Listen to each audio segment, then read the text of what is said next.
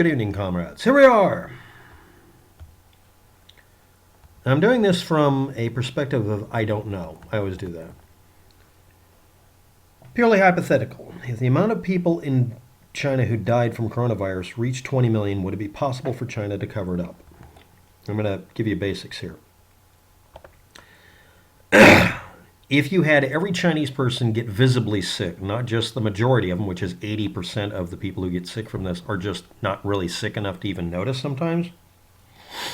If you had 20 million of them get sick and die out of 1.3 billion, that would be 1.5% death toll, only half of the normal death toll.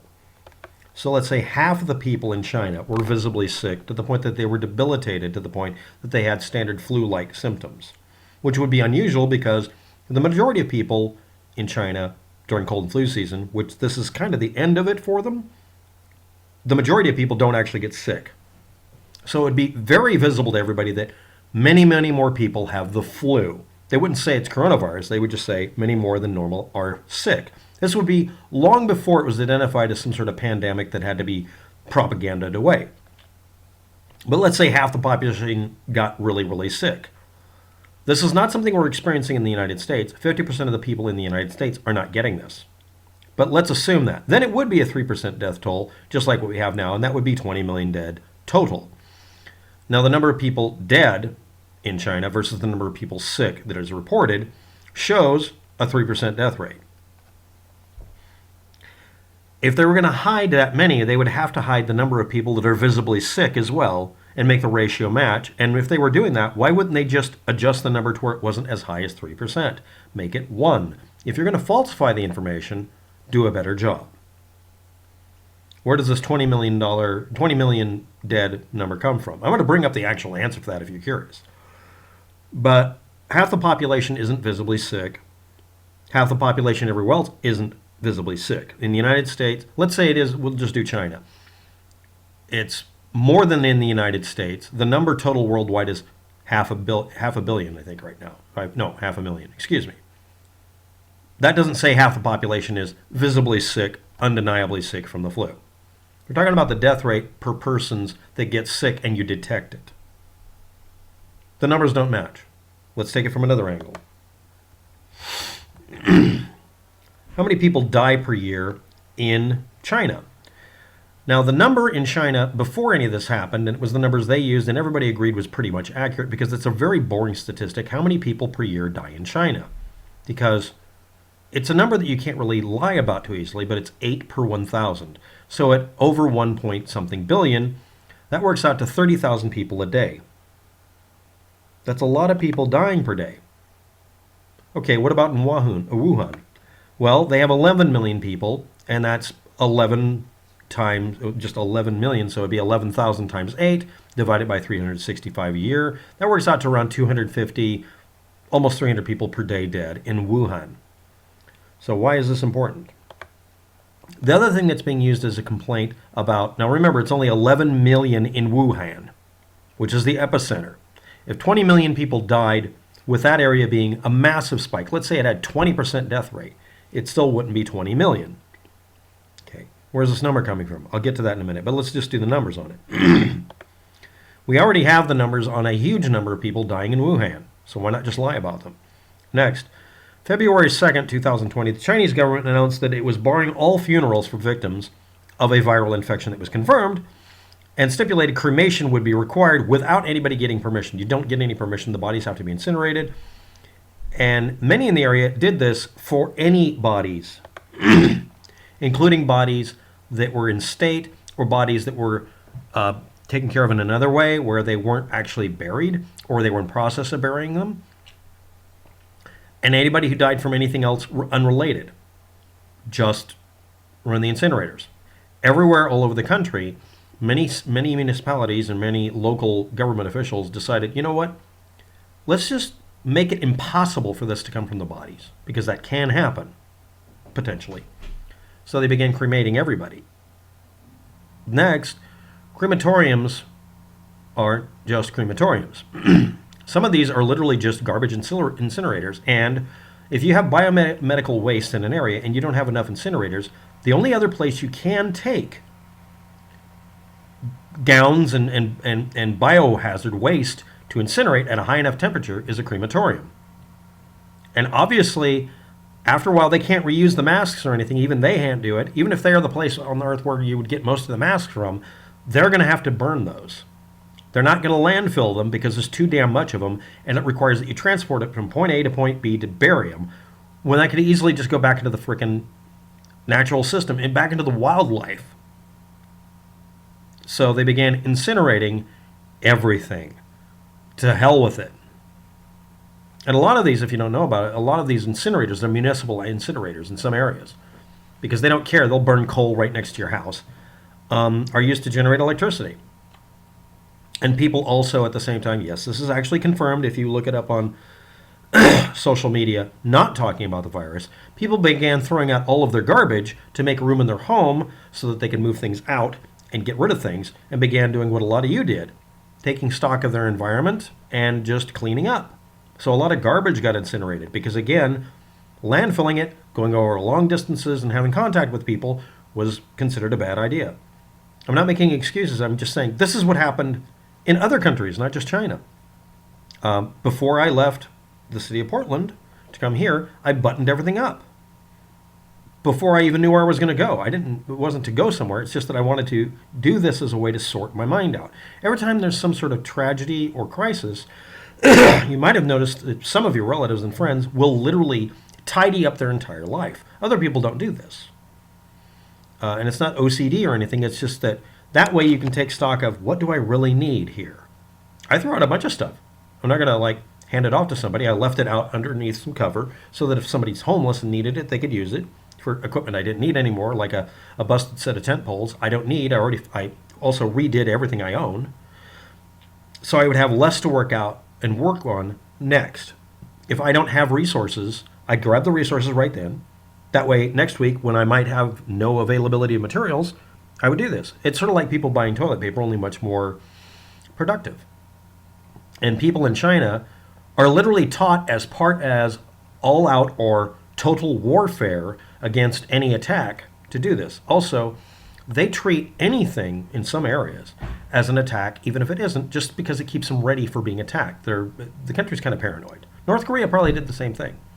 This would mean they would get rid of anything that was non-essential and send it off to be recycled or incinerated or buried.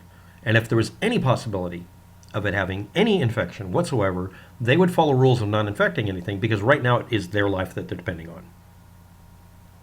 That's not an optimistic thing. That's what they do, because everyone in the area kind of gets that part of it. But not always. And the reason I can say that is if you're in a fairly high population city, you can talk to people who have run away from China and they'll tell you that. It depends on where you are. In Wuhan, this might have been the pattern of behavior socially, or not. They're not homogeneous all over the country. Each area is going to have different behaviors. But let's just go back to these numbers. If they have death rate of 250 per day in Wuhan, and it increased by some amount of any kind, they may have only set up their area to tolerate that. Now, an assertion that was made on one website that is not run by anybody in Asia and is not independent, the RFA, or something like that. Radio Free Asia is actually run by the United States government. And it produced a meme where it said there is 84 incinerators and 7 funeral homes in Wuhan. Okay, but they have 11 million people there. Well, you can split up the bodies that much, right, per day. That's kind of a high rate, isn't it?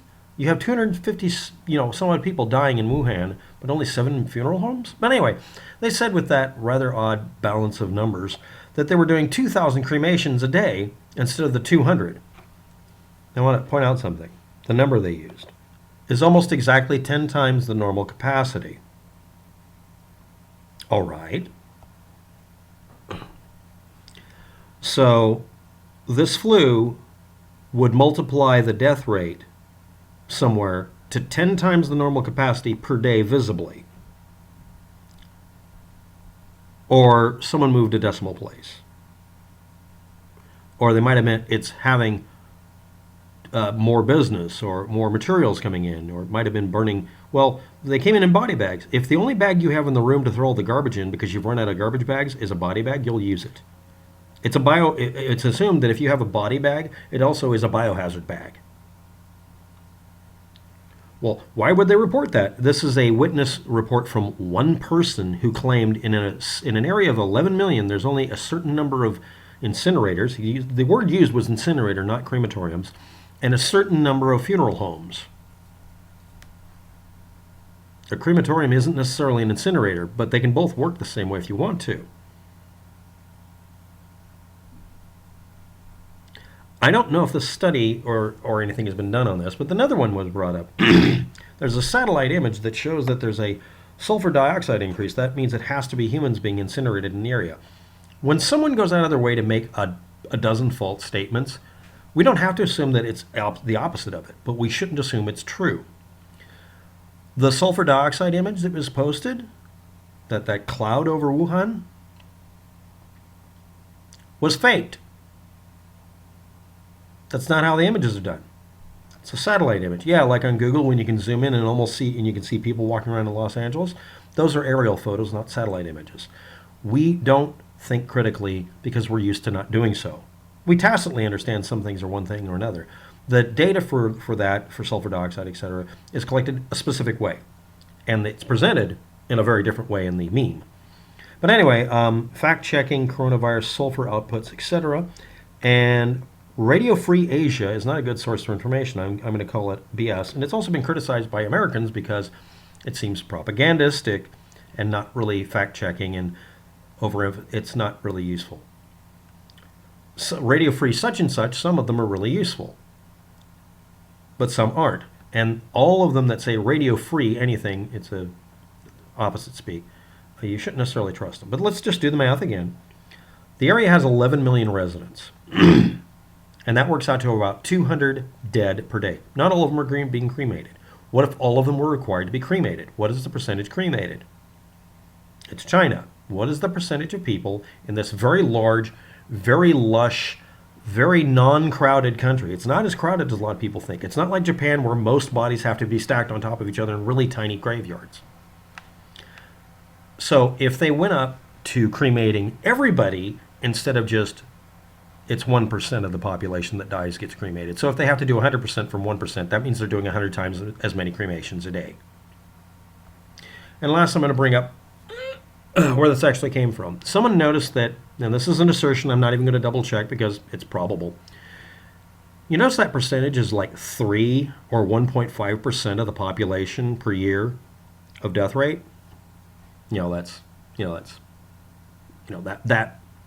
That matches the death rate or something like that. So anyway, if it was that high. But let's try this real simple. How many phones are in China? Okay. How many people buttoning up their life decided, I don't want to have a phone? Or how many people, more accurately, deactivated one phone, went out and grabbed a phone while they had the opportunity because connectivity in China is very important for a lot of people, and made this a dead phone? You see, that phone could be made a dead account. Do you believe in China that people regularly buy a phone and transfer over the number and everything over to here? Or is it more regular for them to make a new account, new phone, have a clean break in a police state, a surveillance state? Because there's no way to stop you from doing this. And just stop using the phone and cancel the phone. Do you believe that Chinese people wouldn't assume there's going to be a crackdown during some terrible outcome like this? They've just gone through this for years. We saw them protesting in the streets. They deactivated their phones and got new ones. That doesn't mean everybody died. I used to work at a phone company, and this is very common during any kind of catastrophe. During Katrina, this happened apparently, and lots of other hurricanes. It happens in the United States too. People kill the phones. It's called false churn. You can look this up. They just buy a new phone and stop using the other one and kill it so it doesn't access their bank account anymore. That's all. It doesn't indicate 20 million people died. I need more proof. Thank you for watching. Have a good day. Good luck with that.